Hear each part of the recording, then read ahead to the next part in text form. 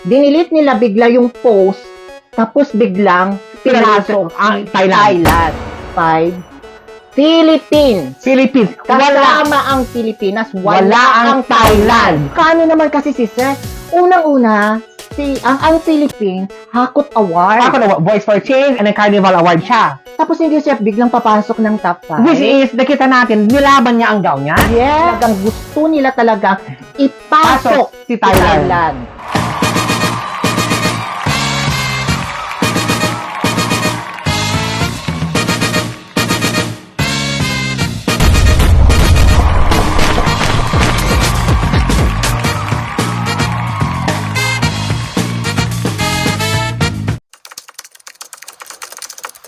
Welcome to ito na, kapatid. Hindi ko revelation ito talaga na post pero dinilit. Ano ito? Yes. Diyos ko, umainit ang ulo ko.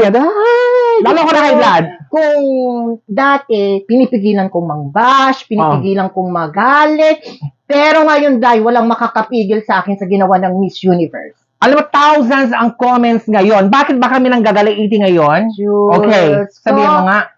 Sa mismong Instagram ng Miss Universe, Miss Universo. Miss Universo yes. sa El Salvador. Every pinopost nila sino top 20, top 10, and top 5. top 5. So, nung top 5, ang pinost nilang top 5, Philippines. Kasama ang Pilipinas, wala ang Thailand. Yes. Oo. After a few minutes or a minute na lang, Oo. bigla nilang dinilit yung post. Ipakita natin na screenshot. Yes. Ito yon. Actually, ang daming may resibo niyan. Dinilit nila bigla yung post, tapos biglang pinasok ang Thailand. So, imposible naman na magkakaroon ng problema yung di ba? Oo. Nung pinasok na si Thailand, doon na napansin na bakit pinalitan nyo agad. Bakit pinalitan ka agad? Makikita nyo yan sa IG mismo. Talaga thousands of comments na po nangyayari. Binabatisos na po. And then talaga Philippines na nakalagay doon. Napakaano naman kasi si Sir. Unang-una, ang Philippines, Hakot Award. Ako na, Voice for Change and then Carnival Award siya. Tapos hindi siya biglang papasok ng top 5. Which is, nakita natin, nilaban niya ang gown niya. Yes! Ang ganda ng gown niya. Talagang stand out siya doon. And wala ka sa top 5. Ay. Meron talagang something ngayon sa Miss Universe. Alam mo ha? Umpisa pala meron lang nangyayaring hindi maganda sa Miss Universe. Na talagang gusto nila talagang ipasok si Thailand. Kaya ngayon, so, wala silang magawa kasi nga, magaling si Nicaragua. Oo. Kahit sa Q&A, para kay Nicaragua. Kaya, alata na.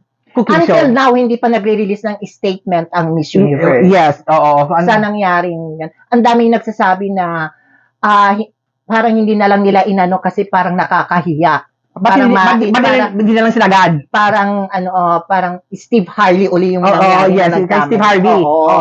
Harvey. Parang ano na lang sana sinagad yun na lang. Ginawa nila si Thailand ang Miss Universe. Diba? Kasi alam na naman na lahat. Kasi alam naman lahat ng luto ang Miss Universe ngayon. Parang isa pa lang, alam na ng tao na talagang pinupush nila napakapasok si Thailand. Sa tingin mo ba, napaka-unfair talaga nito sa atin? Oo naman. Hello, nilaban natin yan. Nanahimik ang mga Pilipino. Okay lang sana kung makikita mong malandi. Ay, hindi Lumaban lumaban si MD. Oo, sobra. So ngayon, makikita niyo sa post talaga. Ito ay dalawang post na yan.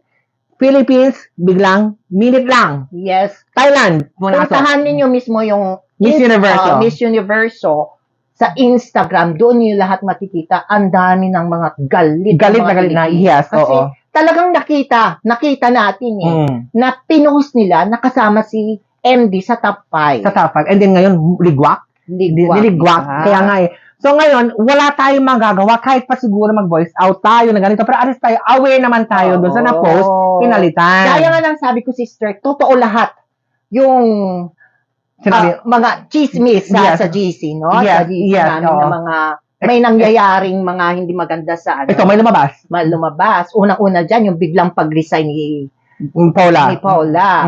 Kasi, siguro may something talaga. May something talaga ang Miss Universe this year. So ngayon, alam mo, ito talaga ang talagang malalang cooking show. Parang ako deserving ang Nicaragua. Happy ako diyan. Talaga Nicaragua. Talaga ako, nung pumasok ang Australia and Thailand, Questionable yun. Oo, Hindi, parang- at saka titingnan mo kasi yun sa na i-announce na yung nakafocus na yung camera kay kay Philippines. Tapos biglang nilipat kay Thailand. Yes, oo. Yun nga yun. Oh. So, yan po ang aming reaction talaga ng Gagaling-ite. Siyempre, ang aming isang vlogger na si Trisha, dahil nga, yun nga, na-post na, dinilit ulit, pinalitan kay Thailand. Siyempre, ang dami nag-react. Oo. Fresh na fresh pa naman ngayon. Unang-una, bakit mo i-delete yun? Meron kaming resibo. Oo, yun yung Hindi ninyo yan matatanggal sa amin. Meron kaming So, resibo. para may lamat na, di ba? Grabe. Oo. Dahil alam natin ang sitwasyon na nangyari sa Miss Universe. So, parang anyway. Nanahimik ang Pilipino dahil yun ang kagustuhan ni Michelle D. Na Walang mambash, walang maganito. Walang pero ngayon dahil. Hindi pa tapos ang laman. True. Hindi pa tapos. Talagang alam mo, sisain natin yan. natin lahat. Anyway, maraming salamat, Trisha. And ito, kalma. Congratulations, Michelle D. We are so proud of you. Panalo ka, ikaw ang winner. And congratulations to Nicaragua. Okay.